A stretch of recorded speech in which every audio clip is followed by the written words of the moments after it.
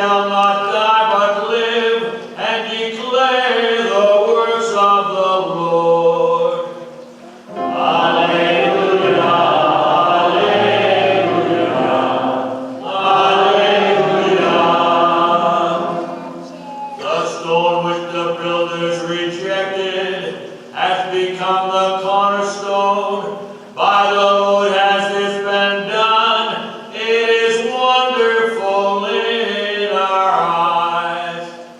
Alleluia, alleluia, alleluia. The Lord be with you. And with your spirit. A reading from the Holy Gospel according to Mark. Glory to the Lord.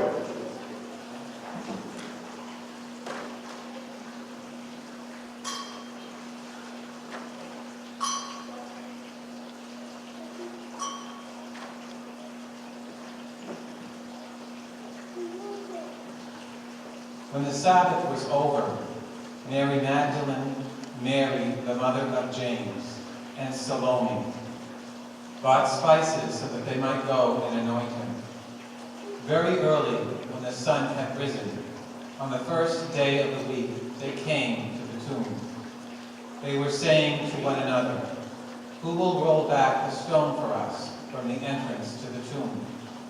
When they looked up, they saw that the stone had been rolled back. It was very large. On entering the tomb, they saw a young man sitting on the right side, clothed in a white robe, and they were utterly amazed. He said to them, "Do not be amazed. You seek Jesus of Nazareth, the crucified. He has been raised. He is not here.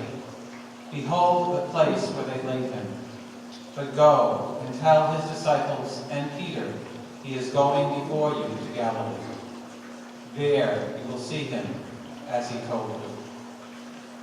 The Gospel of the Lord.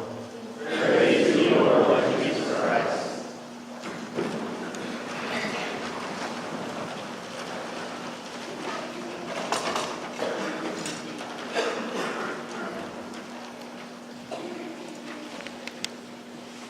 Well, I hope you enjoyed Easter this year, because Pope Francis just announced that next year we're going to skip it. The alignment between Easter and April Fool's this year is just too much from priests. We're going to have to celebrate two holidays on the same day. We're going to be exhausted, and the Pope figured we all need a break. Actually, April Fool's Day may have begun because of another Pope, Pope Gregory XIII, who instituted the Gregorian calendar that is still in use today.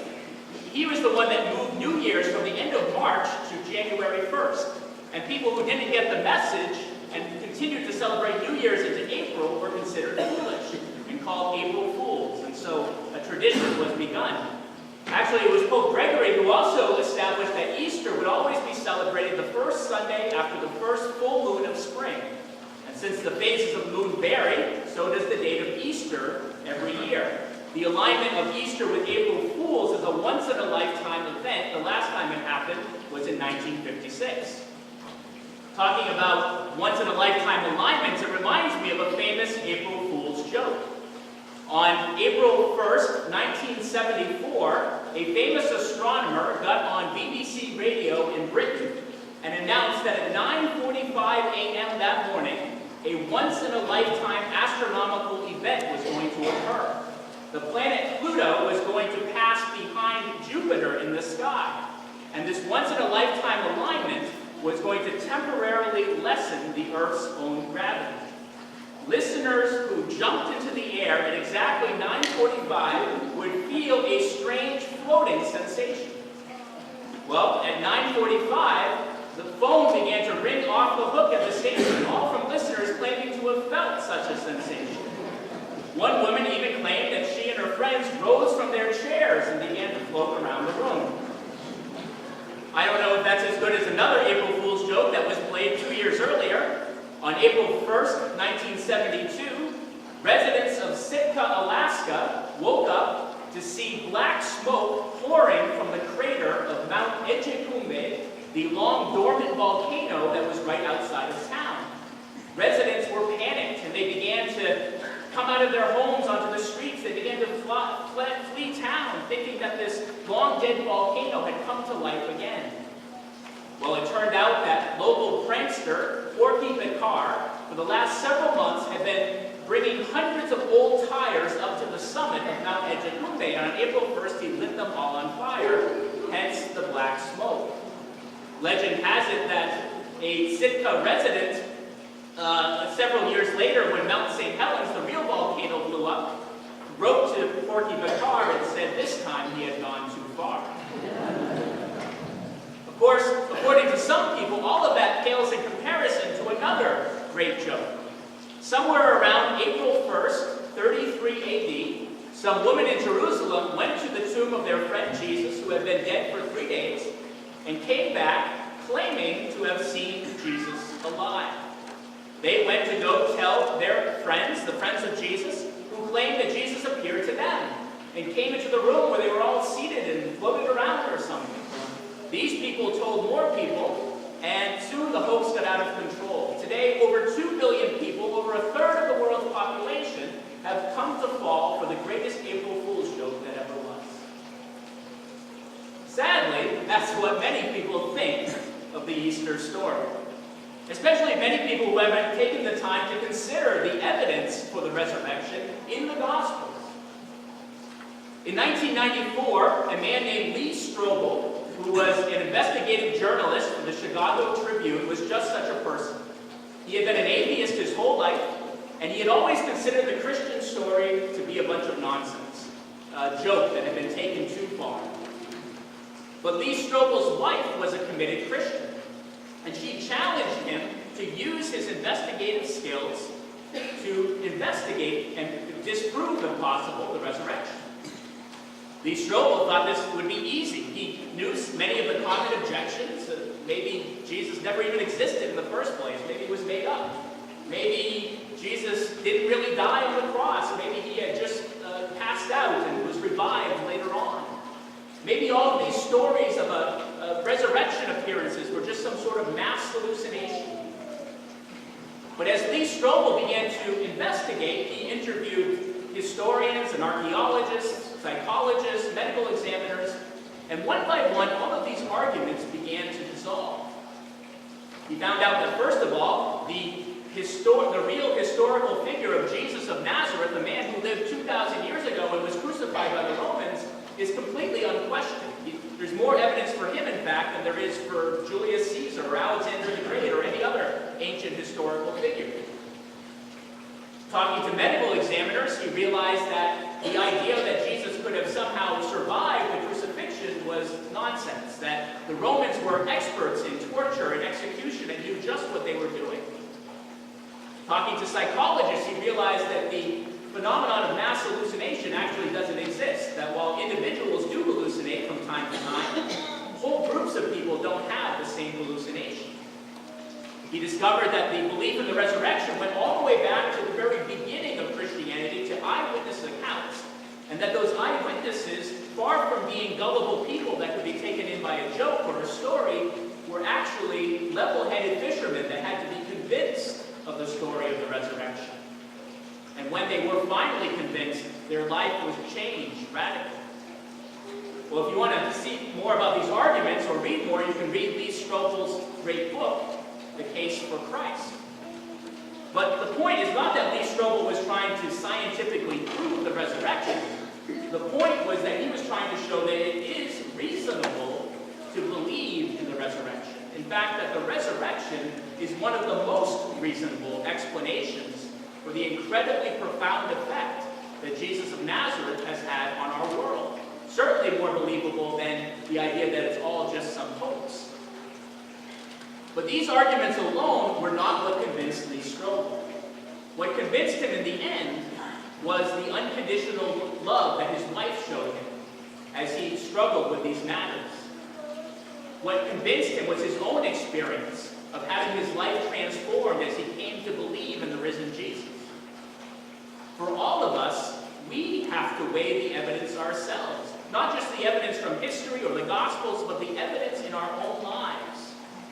Have we met the risen Jesus? I've told you many times the story of how I ended up here as pastor of Lancaster, how 6 years ago I was assigned to be the assistant pastor down in the parish in Exeter, and I had moved my boxes down there and changed my address, and then 2 days before I was supposed to go, the bishop called me up and said, hey, actually, we're going to send you to be pastor in Lancaster. At the time, it seemed like a big April Fool's joke, and it was June of 2012. And then I came and realized there's 5 churches in this parish, and not a whole lot of money. And by the way, Our Lady of the Mountain Shrine is down there, and it's falling apart. God seems to delight in playing tricks like this on us sometimes.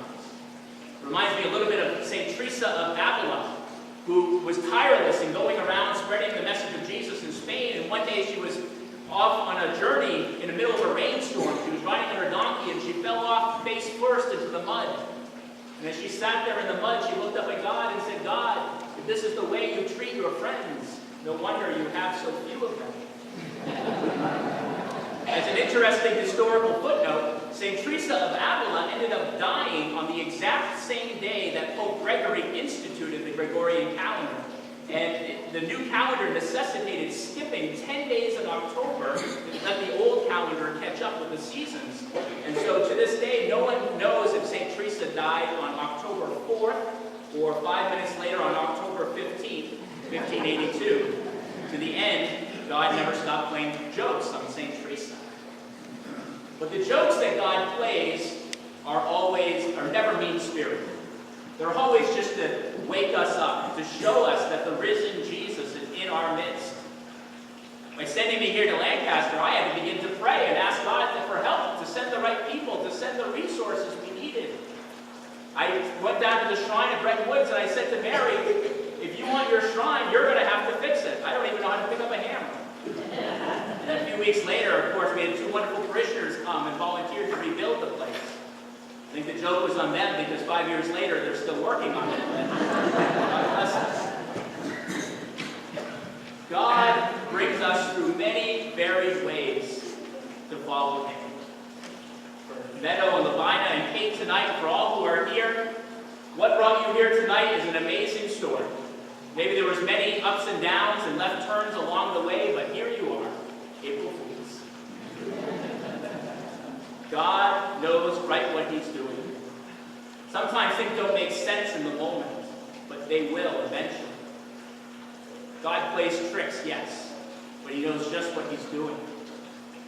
Someone recently told me the story of a joke they played on some co-workers many years ago. They were out on the street, 3 workers trying to get a manhole cover off so that they could climb down underneath the street to fix something.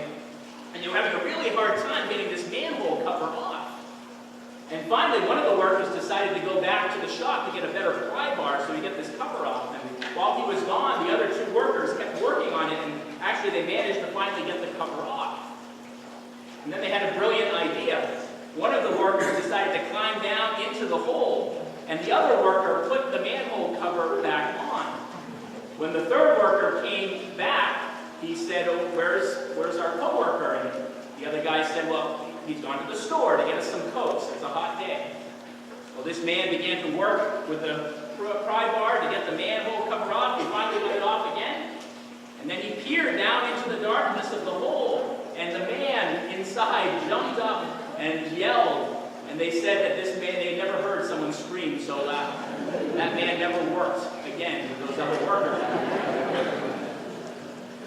Now, I don't know if Jesus took the opportunity on Easter Sunday morning, when He was leaping out of the darkness of the tomb, to play a little trick on the soldiers who were standing guard, or on the woman who had brought spices. Certainly, Porky Bakar would not have let up that opportunity. It was the opportunity for perhaps the greatest April Fool's joke that ever was.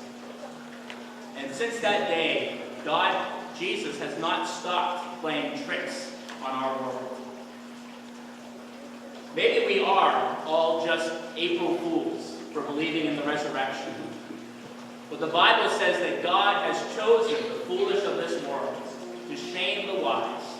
For the foolishness of God is wiser than any human wisdom. Things don't always make sense in the moment. It didn't make sense to me why I was sent to Lancaster, but 6 years later now I know. And even though this year God has put another trick on me and asked me to be the vocations director. Now I have 2 jobs, and in a few months I will be going away from the parish. I can do so with peace, knowing what has been accomplished here, and knowing how many people here believe in the resurrection. That makes all the difference. It certainly didn't make sense to the apostles on Good Friday why Jesus died on the cross. But on Easter Sunday morning, it all made sense. If life has just become following the calendar, one meaningless day after another, then let the risen Jesus shake you out of that, turn you upside down. Jesus knows what he's doing. Invite him into your life. He is risen, and he wants to give you new life. Jesus is the one who is in our midst, who is alive, and will never die again. In a way, life makes sense. The world makes sense. Because one day a great joke was played. A man came leaping out of the darkness of the tomb. A man who was dead came to life again. And on that day, all time was changed. And while there will still be crosses and ups and downs and rights and lefts, all until the very day the calendar runs out, we will certainly always celebrate Easter every year.